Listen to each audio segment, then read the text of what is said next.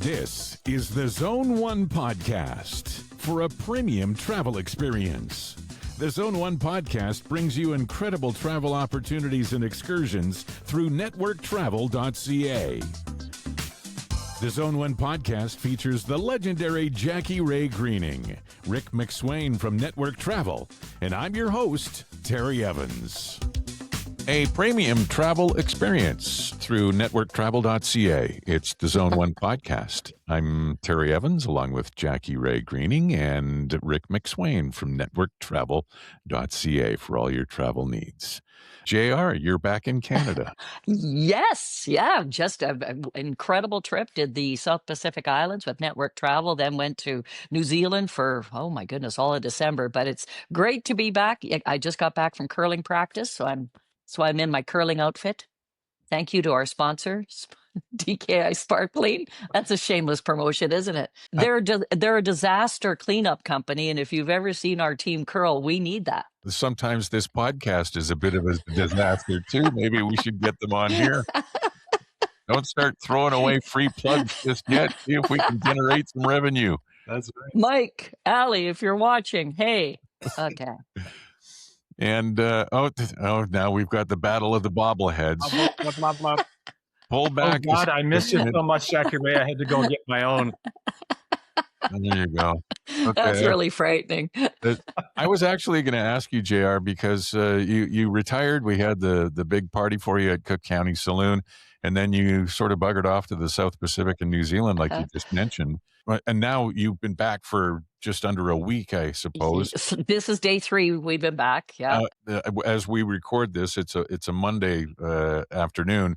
Did you wake up this morning thinking that you needed to be somewhere?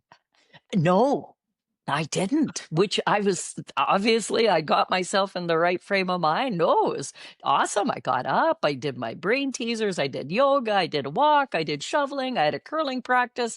I had to go grocery shopping. I've been busy today. How did I get this all in before? I don't know, especially considering the amount of time you used to spend at the radio station. I know, it's funny. Yeah, it might hit me, but it hasn't yet. And Rick, I was going to ask you if you had time to give Jackie Ray her bobblehead, but obviously from what we saw earlier, you have not yet done that. Thank you, by the way, for the wine. I appreciate that. That was a nice thing. Sure. You get wine, I get a bobblehead. What's up with that? You said on the last episode that you were done with wine for a little while. Oh, yeah, I forgot about that. Oops. That's right. Actually, your complexion looks better, too. Now you quit drinking. Yeah, this was your retirement party. Then it was your Christmas gift. So, and it took a while. They had to. It's like ceramic. So it's very cool. I love that. Yeah. Thank you very, very much. That's very sweet. I might keep it. I'm not sure. All right, let's start talking about a little bit of travel. On the previous episode there for what was it, January 2nd, I suppose we talked a little bit about going into the new year and travel for 2026. We touched on a few different things as far as technology is concerned at airports. When we go to travel, they've stepped up some things at different airports, and there's things are going to look a little bit different. But this is one of the most interesting times in how long, Rick, for travel? Oh, we haven't seen this, and I bet you like over 20 years. And it's interesting because back 20 years ago, internet was just coming on, and some of our competitors, I remember going to different functions within the industry, and people were saying, you know what, the internet, nobody cares. I'm not going to go. I'm not going down that road. And they were just bucking the whole trend that internet's coming, and you either buck the trend or you embrace it. And those that bucked it either retired or just got out of the industry. But everywhere you go now, it doesn't matter what it is or what industry you're in. Technology is so important. And, it's just a key piece of travel for sure. So when 5 years ago, 6 years ago, we had COVID, and then all of a sudden travel came back. Now, is travel back, or is it evolved, or where do we stand with how people are looking at travel now? Well, we're just there's been a lot of analysis, and they go through this every year. Just as the year ends, they start. There's a lot of different companies that start doing the analytics, looking at various trends and what they expect is going to happen or what has happened in the last 12 months. So Travel Leaders Network is a consortia that we're part of. They're the largest Travel Leaders Network is the largest consortia in North America of travel advisors. So they have a really good pulse on group business, corporate business, individual, as they say, FIT travelers. So they get a really good feel for what's happening out there. And right now, there's so much that they're talking about in terms of people are more interested in purposeful travel opposed to just going to the sun, sitting on the beach. I mean, that's still fantastic, but there's more and more people now, especially people that have retired or semi-retired, are interested in an experience opposed to just going in a cookie cutter kind of trip. The one thing I noticed about our listeners and the South Pacific trip, it was all great. People weren't pool sitters or beach sitters. They were wanting activities. They were wanting to get out and snorkel. They were wanting to get out and swim. They were wanting to get out on a moped. They just, I think, with the younger retirees now, we're looking for more activities than just sitting and doing nothing.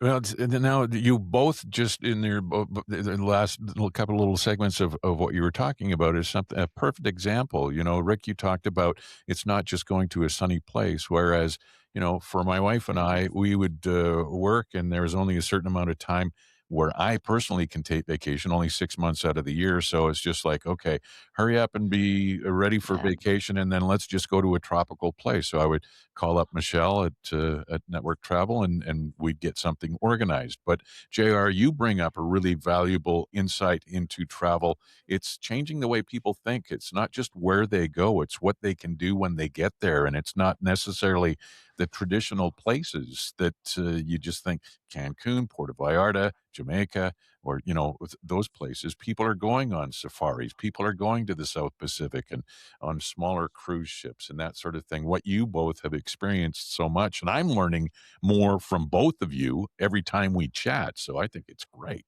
I totally agree. I just when I look to travel, like I don't want to go hard every day. Obviously, I like the off days and everything like everybody else. But you kind of get antsy. You just and I think that's for most of our listeners as well. Is that okay? Especially our farmers that come in, like they're not used to any days off. So for them to not have something, you got to keep them occupied somehow. Got to keep us out of the bar.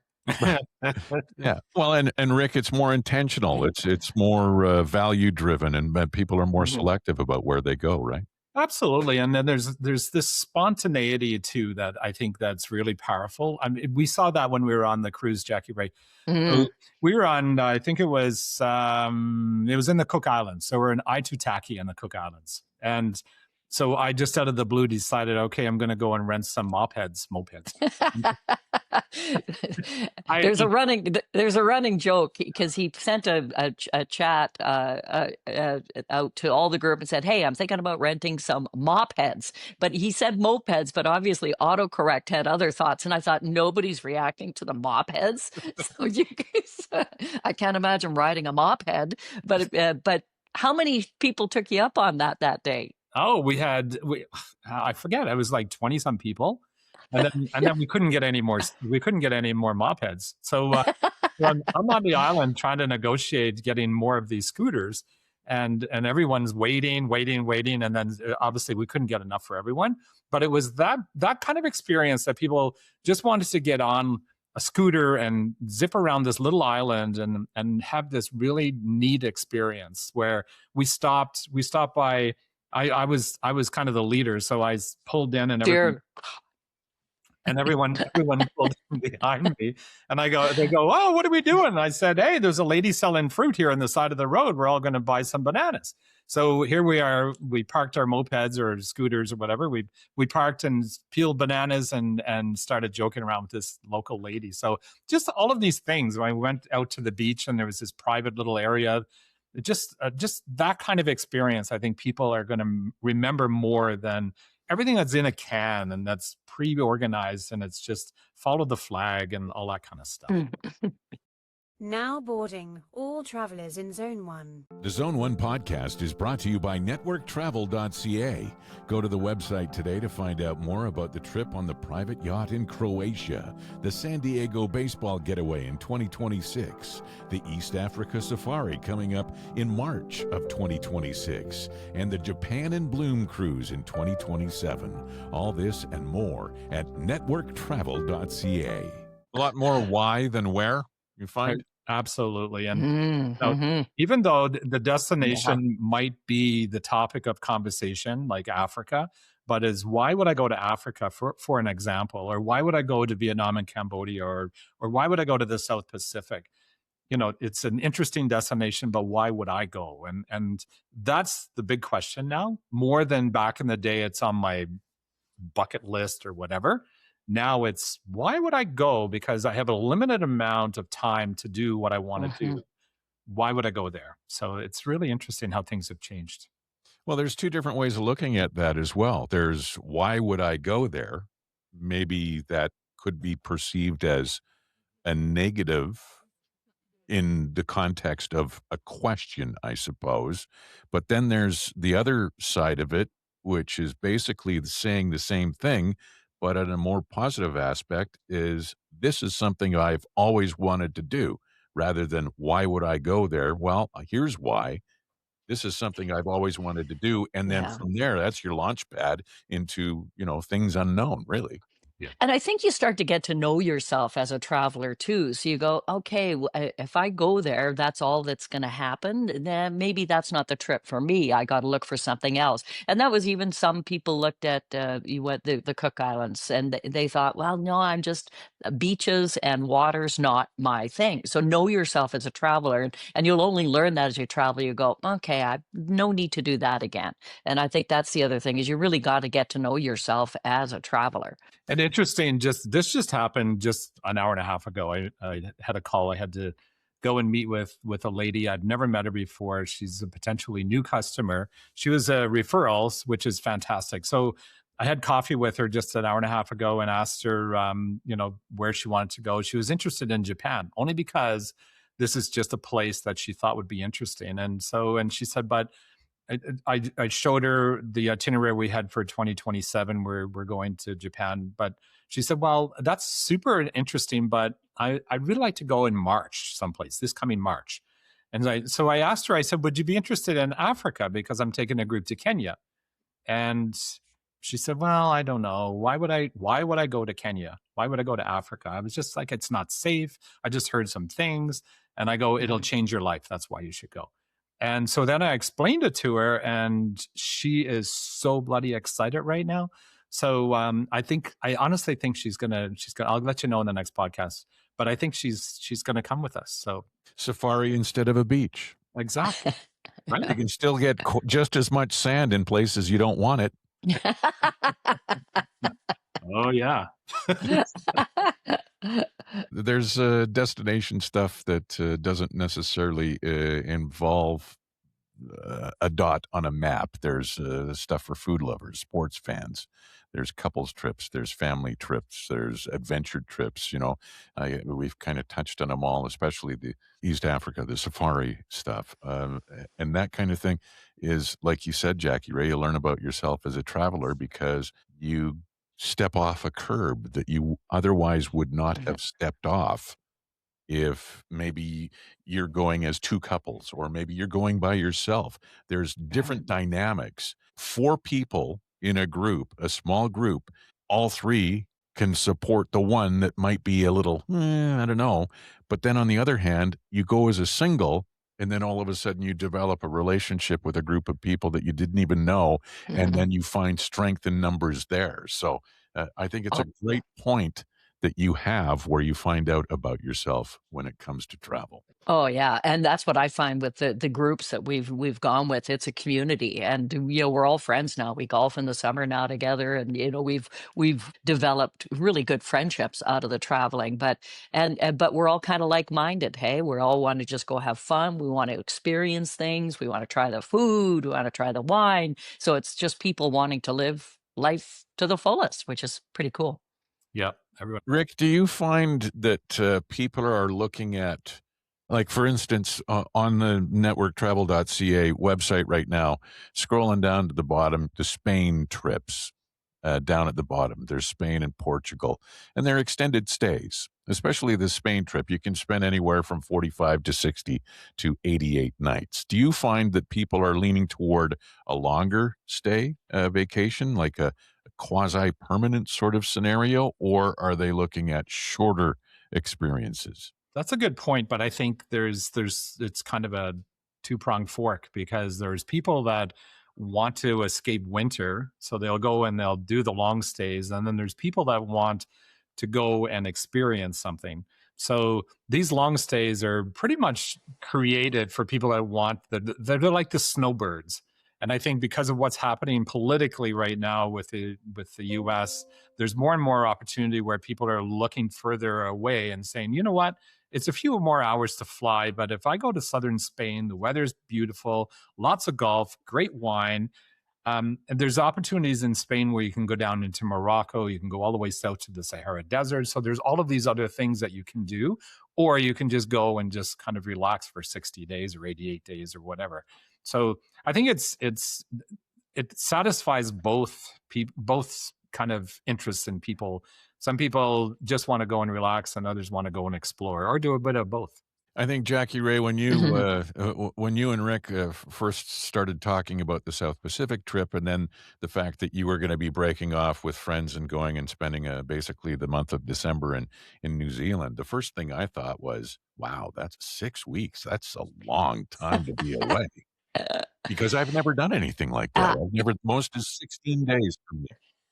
Yeah, I'm the same as you. That was the longest vacations we ever had. But and you know what? And things you know about yourself.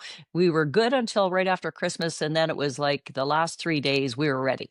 Like I think too, your mind starts to get geared up to go home. But I think after Boxing Day, we were going, okay, time to get back home and get into a routine. And but other than that, I honestly, the whole month just was so much fun, and all the different experiences we had and different places we saw kept me entertained. So, but by the end, I was ready to come home. So I'm thinking 5 weeks, 6 weeks might be my fill. Mm-hmm. Today's show is brought to you by The Terry Evans Show with Pete Potipko on Edmonton's classic rock, K97. You can listen in the Edmonton area at 97.3 on your FM dial and online anywhere in Canada at k97.ca. And then there's on the other side of the coin, you can build a vacation over the course of a long weekend with specific events that are happening. I suppose if you're going to Portugal, you're going to be spending a day and a half or so on planes, so you can't really do a long weekend to Portugal. But what are some of the options that people have for specific events, long weekend, short-term trips? Well, and like we've been doing this now for 5 years now. So we've been doing the Major League Baseball kind of little weekend getaway that we're doing. This year we're going down to San Diego because we've been going to Seattle in the past several years, but decided to switch it up a little bit. The World Cup's going to be in Seattle this year, the same time the Blue Jays are playing. And so then we decided the Mariners are going to have to be there without us this year with the Jays because World Cup's in town. It's over $1,000 US a night for a hotel. So we just looked at it and said, it's too expensive. Let's look elsewhere. And so now we're going down to Jays are going to play the Padres. So we're going to go down to San Diego. San Diego is beautiful. It's just an absolutely incredibly beautiful city right there on the waterfront.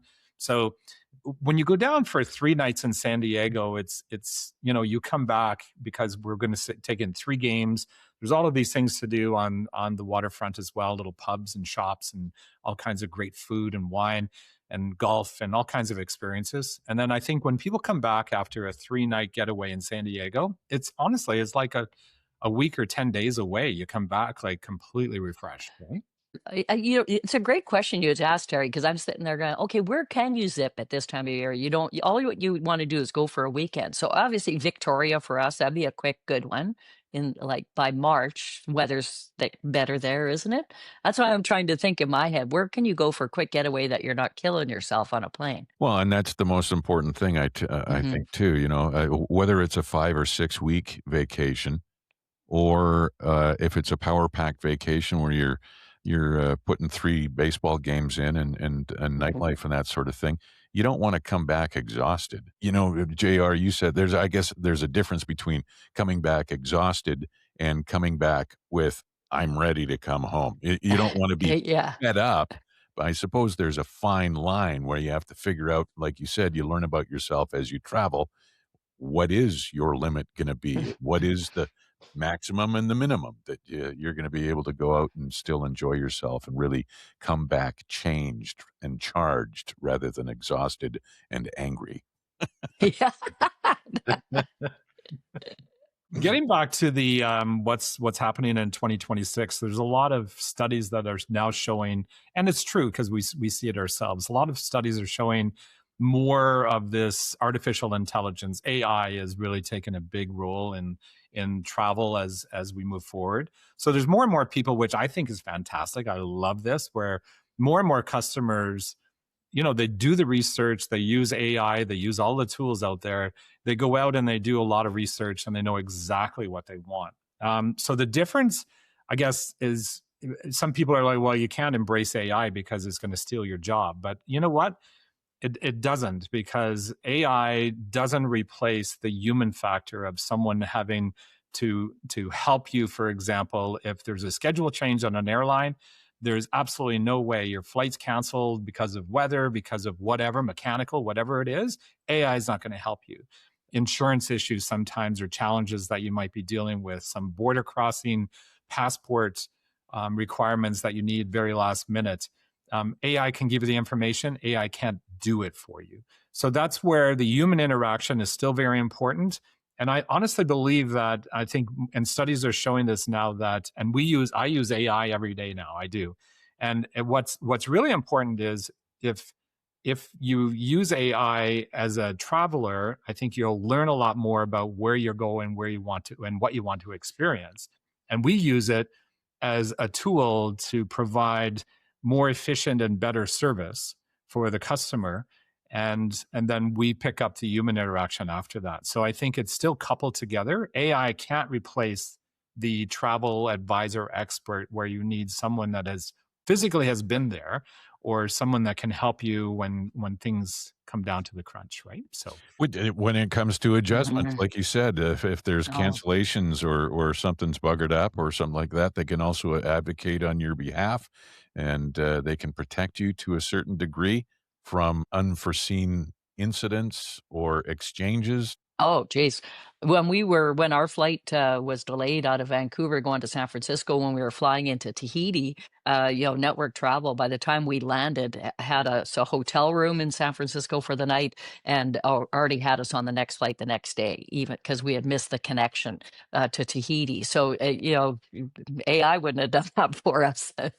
So it's that's where a travel agent is really, really handy when you get into those types of situations. And people don't realize too, like, for example, if there's weather like you encountered, Jackie Rae, going into San Francisco and then to Tahiti. So when you get into that situation, everyone lands, everyone that's connecting on to somewhere else are standing now at the gate waiting for the airline to help them rebook them, figure out what they're going to do, a hotel, all of this stuff.